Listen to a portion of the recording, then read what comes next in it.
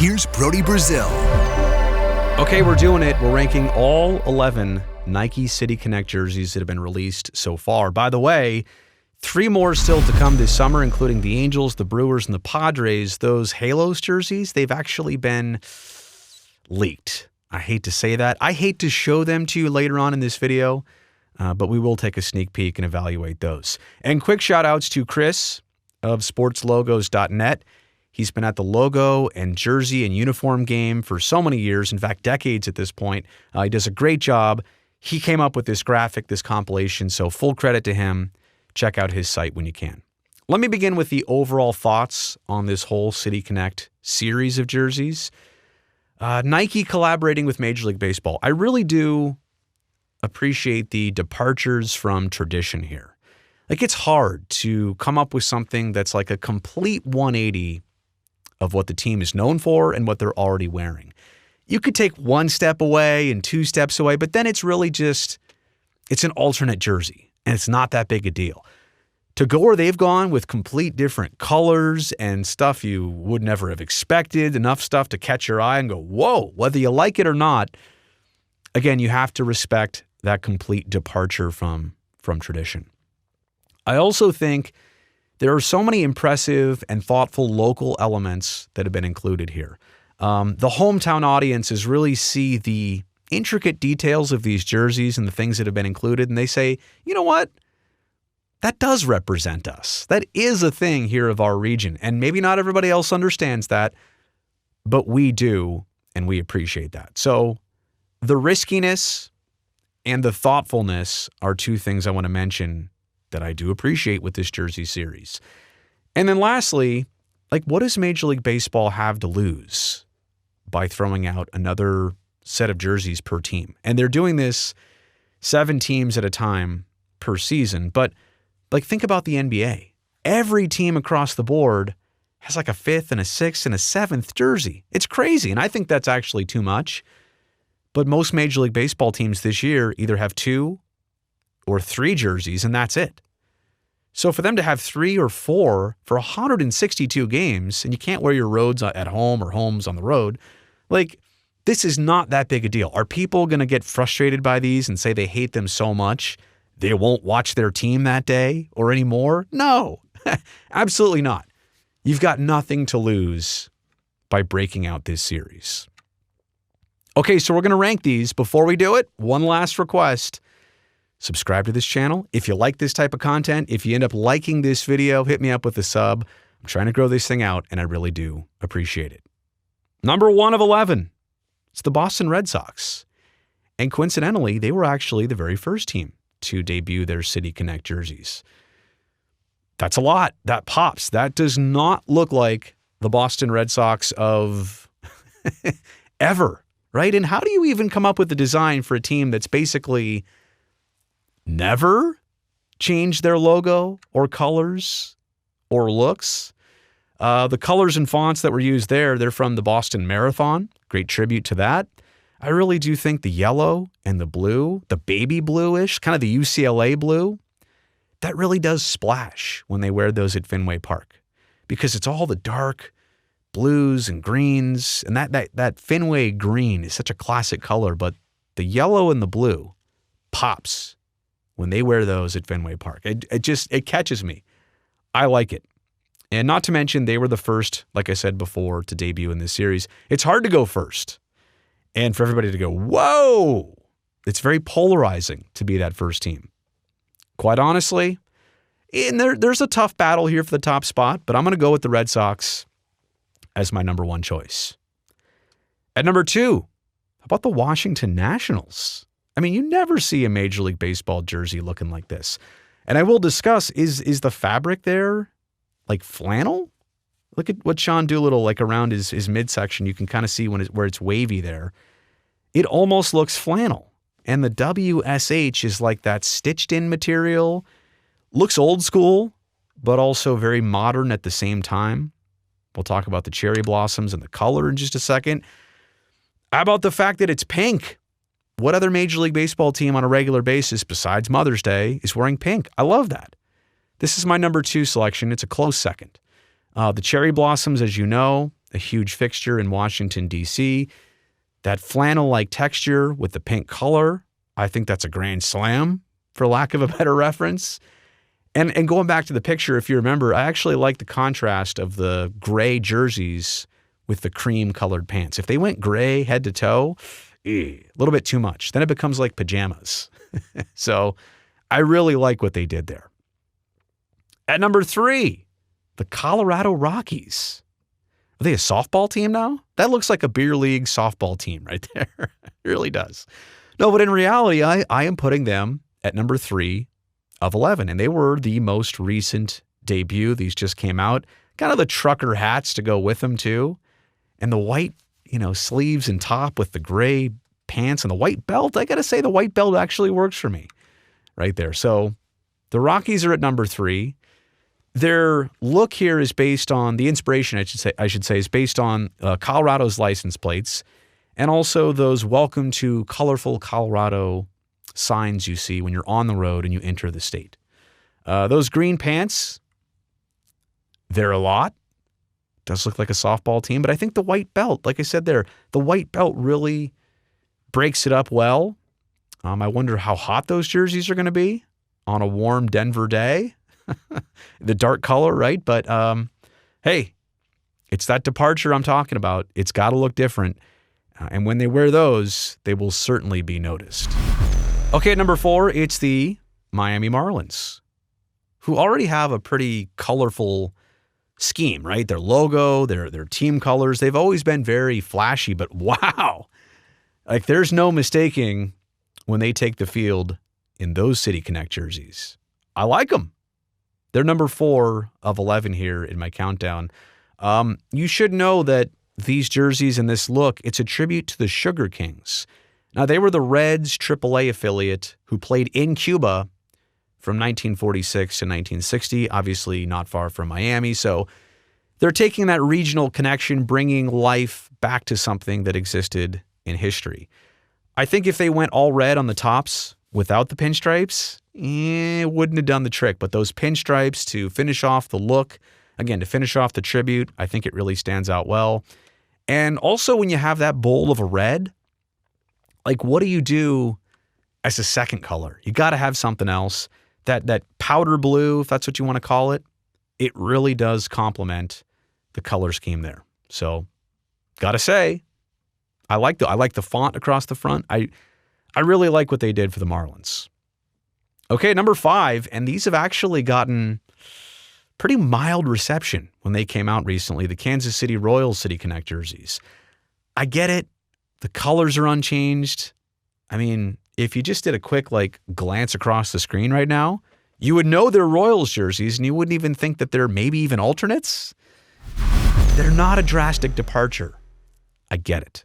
In fact, these might be some of the safest designs that Nike and MLB came up with.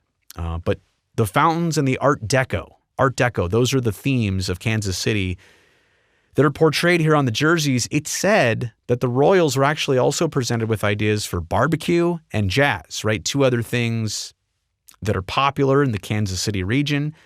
And the team said, nah, I don't think we can pull those ones off. So yeah, the fountains, yeah, Art Deco, probably a safer design, but I think that's slick. The logo's good. The typeface is good. Could they have gone with some different colors? Probably. Just switch it up. Do something like this is your chance, right? It's kind of like when you're young and that summer you're not in school, you want to dye your hair or you want to buzz your head. You want to and you're just doing it to be different while you can, while you're young. Why not? Royals had that chance and they just kind of they didn't go for it, but I still like what they did. So I'm not going to dock them on that. Wow. Number 6, the White Sox. That's flashy, right? That's a look.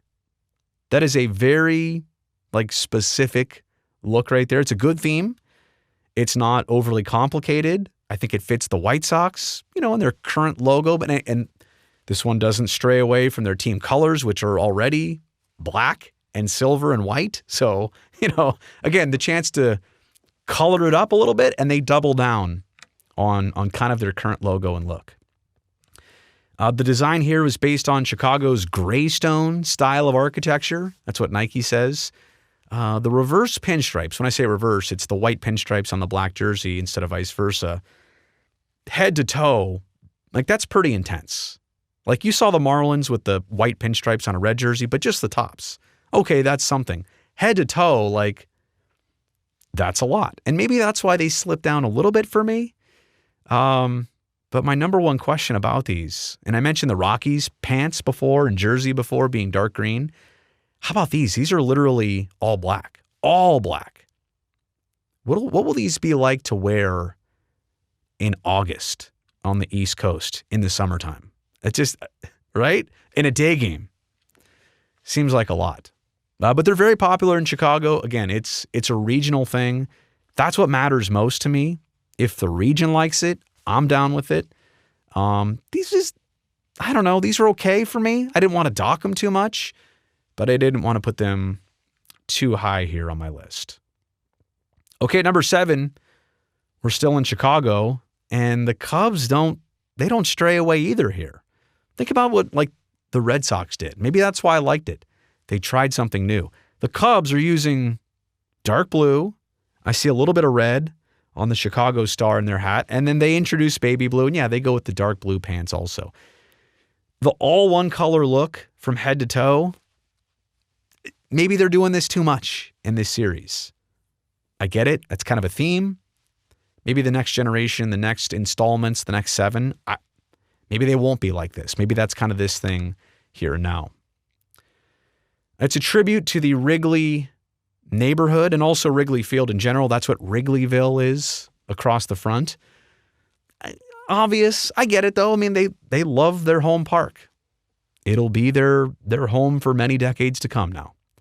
The red, the white, the blue, they're all colors that they normally use. They're doing it here again. Why not flip the script? Come out with green. Incorporate a bear somehow. I don't know. That's why I'm sticking to the evaluation and not the creativity here. But you had the chance to try, something brand new and you didn't. But another dark and hot scheme for the summer. And I think about this for all the East Coast teams, anybody east of the Mississippi. Yeah. Do you really want to be wearing these dark jerseys for day games? Speaking of dark jerseys, at number 8, I guess the Astros can play their home games in a dome, but look at Space City. Now, I actually kind of like some elements, and I included the hat here. I wanted to show you up close what the hat looks like. I really like the hat. In fact, I'd be up for the Astros keeping that hat with their current jerseys. I like that hat enough. I really do. In terms of everything else, the font's cool. The gradient on the numbers from kind of all orange to the yellow trim on the top, I think that's very cool. Maybe I should have put these higher than number 8, honestly. Maybe these are better than the Cubs. I don't know. The scheme here, it's a nod to the old school Astros jerseys, those, what they call it, Tequila Sunrise one. It was all, remember the Astrodome and the ones they wore there? And also space travel in Houston. So they wanted to use their flashiest colors.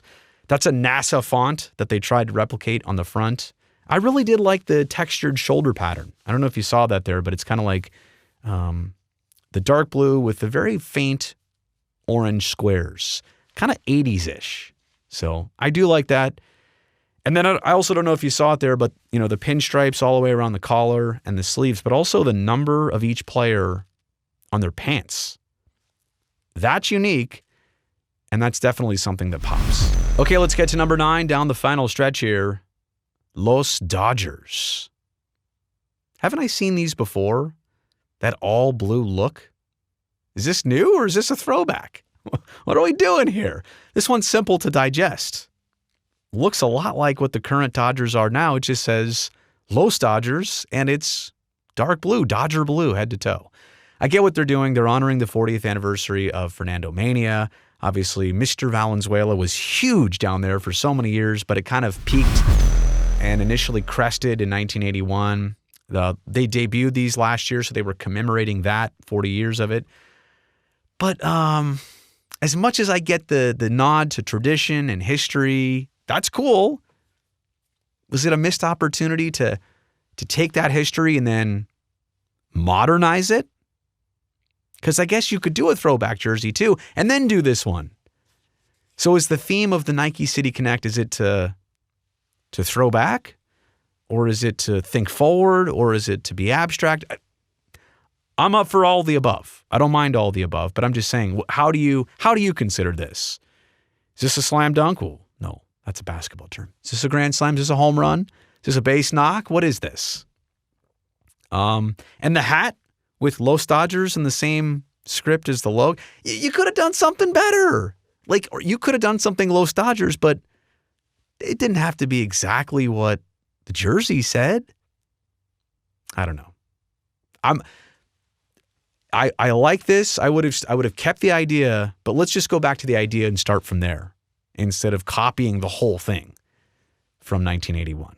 So there you go. Sorry, Dodgers, you're at number 9, which brings us to their biggest rivals at number 10. I'm not knocking the Giants or putting them down low because I'm the A's guy. In fact, I want to say one of my favorite things of the entire City Connect series, of all 11 teams, is actually the color, this tangerine that they came up with for the Giants. That hat, they ought to consider incorporating that hat and that tangerine color into an alternate jersey that they routinely wear. I think they have an orange top one, Orange Fridays maybe, but it should be that color.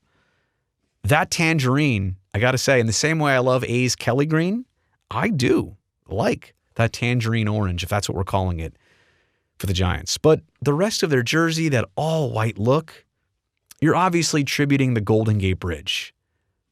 Could you come up with something more boring? I mean, that's, I get it. That's San Francisco, but there's so much more to the city and the region that you could have connected with. And fog? How do you depict fog? You kind of like fade the white into everything? I don't know. It doesn't. I do know the Giants have something like a 15-2 record when they wear these as of right now. So I understand why the fans might love these. They're partial because they work. But in terms of stylistically, that giant G on the chest, I don't know. Anyway, I'll focus on the positives here. And you know what? As more jerseys come out, this is actually one that if I did this again in the future, this one might have a chance to move up a little bit, only based on color alone. But the hat and the tangerine, to me, I liked them initially. They've grown on me. Everything else about it, not my favorite. Okay, and then number 11 out of the 11 teams out right now. So technically, the Diamondbacks are in dead last here. The Serpientes, so Spanish for snakes. Diamondbacks. I get it. Color of the jersey, okay. They didn't even bother changing the hat or coming up with a certain pair of pants that really go with it. I mean, it's just white with a pinstripe down the side. I don't know. It's just not enough. It looks like an incomplete project. I get it, Serpientes. That's actually a thumbs up for me. It's cool. Makes people think. It's for a lot of people a new Spanish word. Great. You're adding to your vocabulary. Cool font across the front. Color theme. Okay. But the pants? What? You didn't finish. And the hat logo. There could have been more to this, right? I think missed opportunities is a theme here for all these teams the criticisms I have, usually it's just because I saw room for more and it wasn't there. Uh-oh. The 12th team coming out soon. I'm not even going to rank these. I will tell you though, if that's what these actually are, they're probably in my top 6, top 7 or 8 for sure. I don't know what that looks like. I don't know what that theme is. Is it like a 1960s drive-in? Is that like what they should have worn when Angel Stadium was opened? And I also got to tell you, you see my emoji on there. I hate showing this to you. I hate sharing this, but it's all the way out there. You know, somebody took a picture of this on their photo shoot when they were meant to promote this. How that leaks. It frustrates me. It frustrates me that it's here. I would rather have it splash the right way, come out and debut when the team gets to tease it, promote it. Now everybody knows what it looks like. So I hate to even include this, but it's already out there. And yeah, I would, this one's up there for me. The cream, the red, they didn't have to change. The hat, yeah, all right. Different. It makes you think. It's a departure. So definitely not the worst. It's not a stretch. It's not risky, but it's pretty well done. So there you have it. My rankings of all 11 and the current leak of the 12th City Connect jersey. Let me know what you think, what you agree with, what you disagree with, all of that in the comments section below.